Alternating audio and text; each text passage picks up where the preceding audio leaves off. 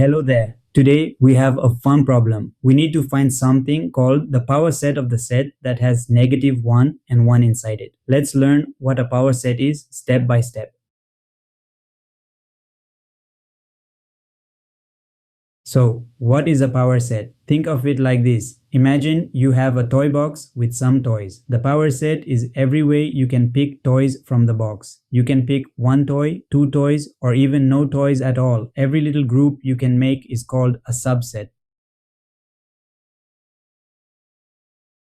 Let's look at our set. We call it A. It has two things inside it, -1 and 1. That's it, just two members. Now we need to find every little group we can make from these two members.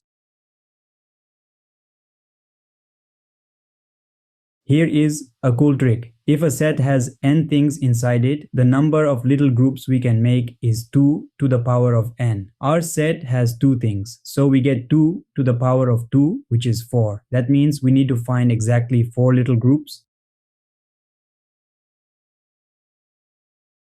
Let's start making our groups. The first group is the empty set. That means we pick nothing at all. It looks like this funny circle with a line through it. Every set in the whole world has this empty group inside its power set, always.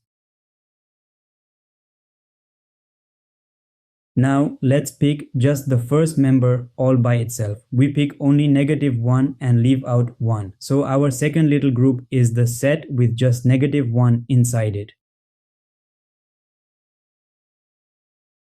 Next, let's pick just the second member all by itself. We pick only 1 and leave out -1. So our third little group is the set with just 1 inside it. And finally, what if we pick everything? We take both -1 and 1 together. That gives us the whole set itself. Yes, the whole set is also a subset of itself. So that's our fourth and last little group. Let's count all our little groups. 1, the empty set. 2, just -1. 3, just 1. 4, both together. That's 4 subsets, exactly what we expected. Perfect.